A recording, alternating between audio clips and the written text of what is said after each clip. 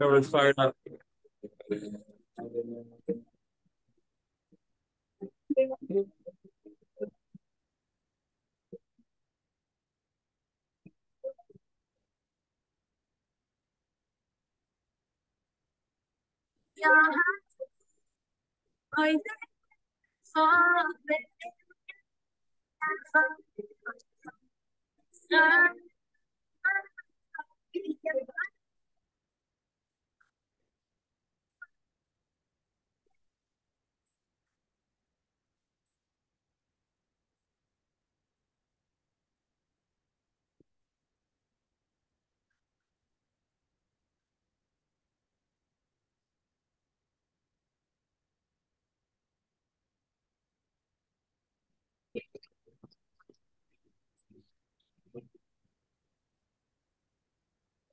Samson, you're muted, man.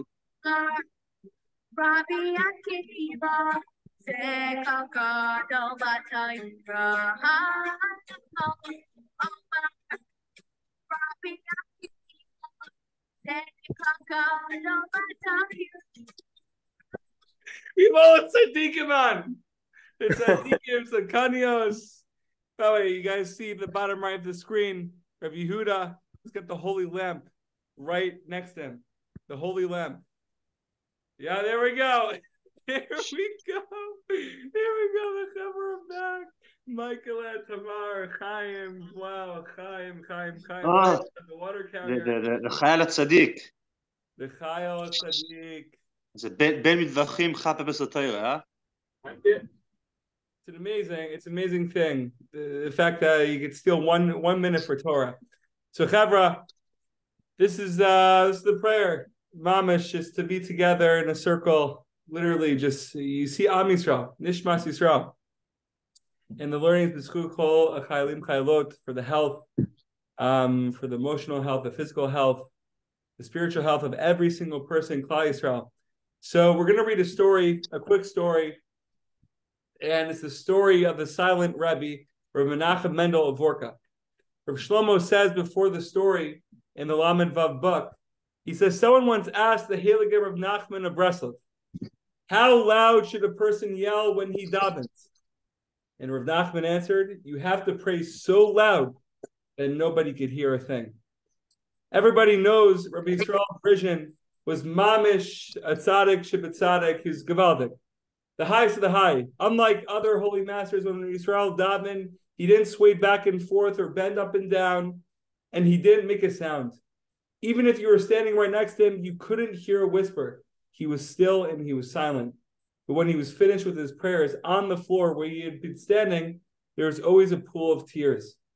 You see what it is, says Rav Shlomo, words come from the tree of knowledge. They label and define. This is an orange. This is an apple. This is good. This is evil. This is Zoom. This is a computer. Words are on the level of garments of the finite, of head knowledge. But silence, Chavra. Silence. Silence comes from the level of the infinite. When you are silent, it doesn't mean you are not doing anything. It's just that what you are doing is beyond words. For us ordinary people, there are only two choices. Either we speak or we are silent. But with the out, really infinite people, it's another thing altogether. When they speak, they don't disturb the silence. Quite the opposite. Their words echo the silence and make it even deeper. So here's what the story begins, Chavra.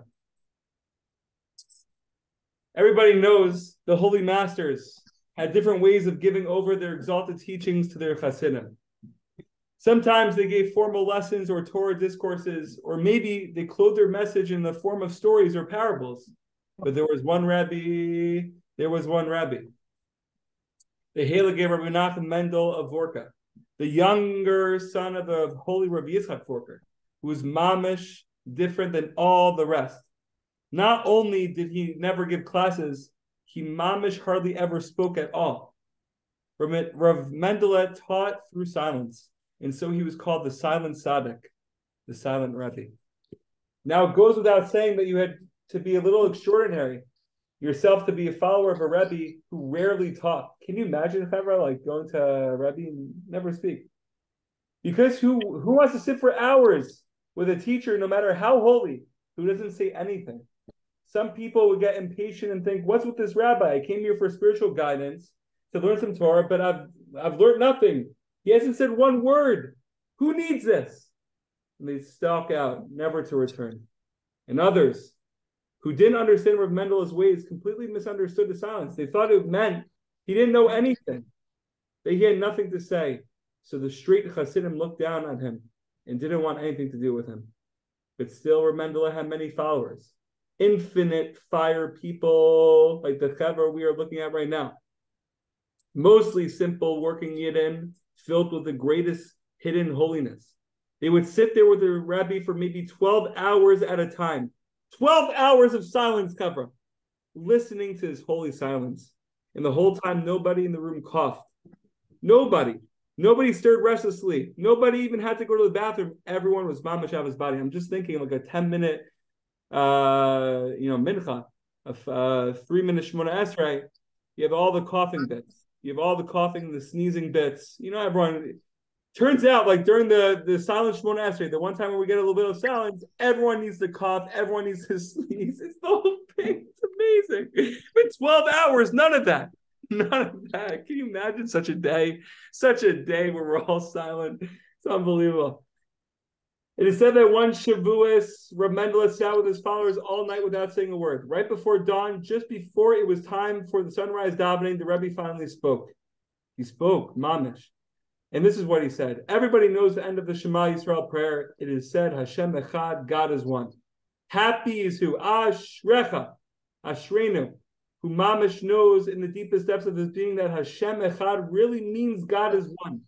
And the Hasidim later testify that when their Rebbe said these words, every cell in their bodies knew for the first time what it means to understand that there is really one God. So too, who are on the level, Rav Mendel was as exalted as the Holy Baal Shem Tov. Chevra, we're just getting a little bit of a sneak peek of what it means to have the holiness of silence. I forget which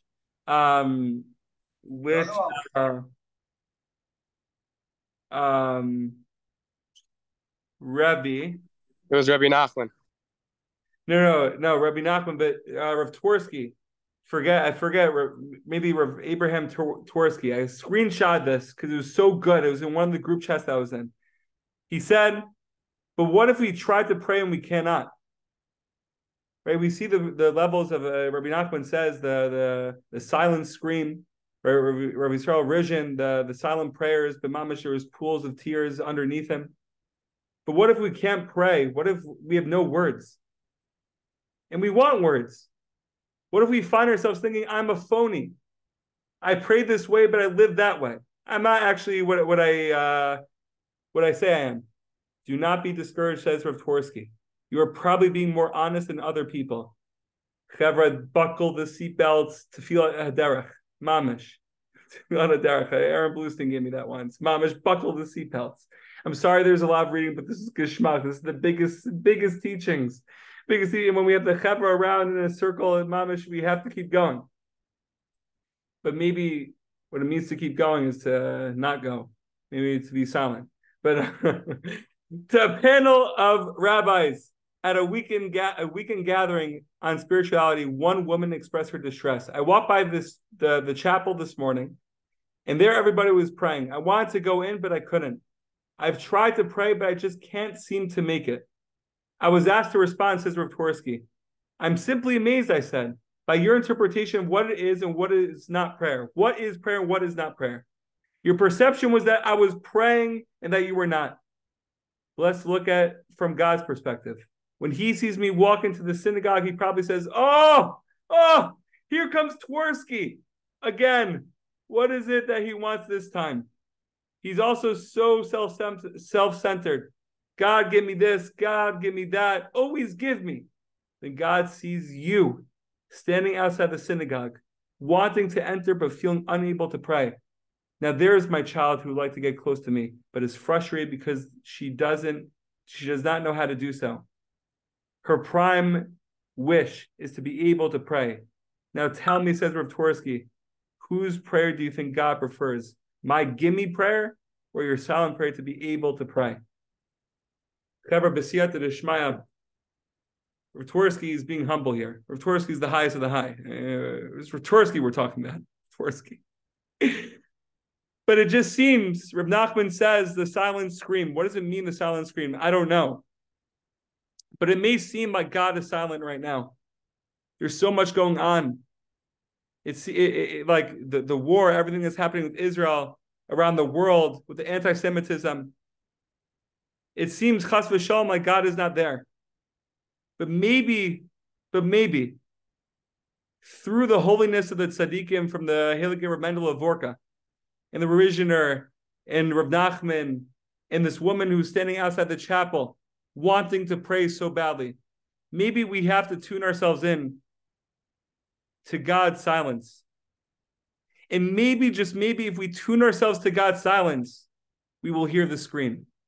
We'll hear the scream. We'll hear Ayeka. We'll hear Lech Lecha. We'll hear Achdut, Avat Yisrael. There's so many messages going on right now that it's so hard to tune ourselves into. So much is going on. Bezrat Hashem, we should know the secret of silence. The secret of knowing that it's okay that it's okay not to have words all the time. Because words, like we said, are garments. It's okay to be beyond words. It's okay to say, I don't know what to say right now. I don't know how to say this is that, this is this. It's okay. May we sit in the silence. Sit in the silence, be in tune with the silence. Bezrat Hashem, we should know the secret of the silent scream. Questions, comments, please feel free. I got two. Yeah. First of all, how did anyone know he was a rabbi if he didn't speak? And second of all, how does he teach more than a wall if he doesn't speak? Remendla, I don't. Very hard for me. Very hard. Hard for me too. We have to have Emunah Tzadikim. I guess so. How do we even know he's a tzaddik? Maybe he did good by his team, and I'll just watch his actions. Because his actions, of course, this is obvious. They learned through his actions. They didn't learn through his speech. Come on. It is not obvious, Samson. That's crazy. This is the most obvious of all. Read more stories of the Vorka, and you'll understand it's not about words, it's about actions. כן. אני הולך להתפלל, אבל זה ידוע אצל הוורקה, זה actions. But if they sat in a room with him for 12 hours, what actions? They watched how the Rebbe stirred his coffee. Maybe. It's Rebbe Rosh Tevot Rebbe is a Rosh Tevot Rosh Bnei Israel as Yahadut ze berosh. מה הקשר? יש תפילה, ורחום. All right, Chaim, you're going to have a chavruta with Samson. I think once you become really Hasidish, everything is the deepest Torah ever. So even if someone doesn't speak, it's like a really good lesson. So if you're really Hasidish, you could be a Rebbe. Maybe. That's my theory. Maybe. But my second thing I want to say is that if you ever actually done like a full-on oh, hop in, Rots. My phone's at 1%. Jack, quick question. Let's say someone is living in Eretz Yisrael and they're kind of having a struggle how to find the balance between being silent and being able to scream, and they don't know whether. Holy cow. The half-ended question. There's nothing deeper. Wow. I don't know how to answer these questions. I say questions, but I don't know how to answer them. Maybe we just think that was questions. I think that was a really big one that we shouldn't expect that there ever really be an end to our questions. We just kind of have to learn how to live with them. And that's why he didn't get to finish his question just now. That's why that was your the whole Vorka, the silence thing. Everything. Yes, probably that. You just answered your own question. I guess so. You got a message out of that. My brain just exploded. But I do want to say is that I one time did like a full on Hidbodedut / prayer, and at the end of it, the Rav told all of us to scream. And when you scream forcefully enough and loud enough, then you can't hear anything. You can't even hear yourself. There's in a way there's total silence because you literally I guess I recommend all of you try to get to a place where no one will wonder what the heck is wrong with you if you just scream and go and just scream. But it's that airplane noise that takes over your whole brain kind of. kind of like that. Like you don't even know what you sound like, which is in a way silence. I don't know what that means exactly, but like it's probably something. It's definitely something. It's I definitely. distinctly remember in TVA or Yair like coming to the girls' school and trying to teach us how to silently scream. Did he do that with you guys too? I was there, Jack. Yeah, I don't think he did such a practice with us because I don't think we're on the I level. remember it. He like was telling us how important it is to scream without your voice. I don't know. Well, we have to ask the Rebbe. We have to ask the Rebbe. It's big. That's big. All right. Whatever. This is really good. Michael, you have Michael, what's good? You're still thinking about Sadi Gora. Still thinking about Sadigora. Doesn't The Rebbe gave out bottles of grape juice for us to give to Chayalim. At that Tish. People went recently for Tish. Oh, Yeah. recently. And they were given bottles to give to the soldiers from Tel Aviv. That's big. Yeah, it's big. Chevra, really, it's just such a schut to get on. Thank you for pushing ourselves. We're pushing everyone. It's big. Continue to have Achtu. Continue to have Avat Yisrael, and let's fire it up. Let's fire it up. Yeah, may Chaim be back in his yeshiva uniform ASAP after he kicked the tochos of Yechia Sinwar. I feel like this is my issue uniform.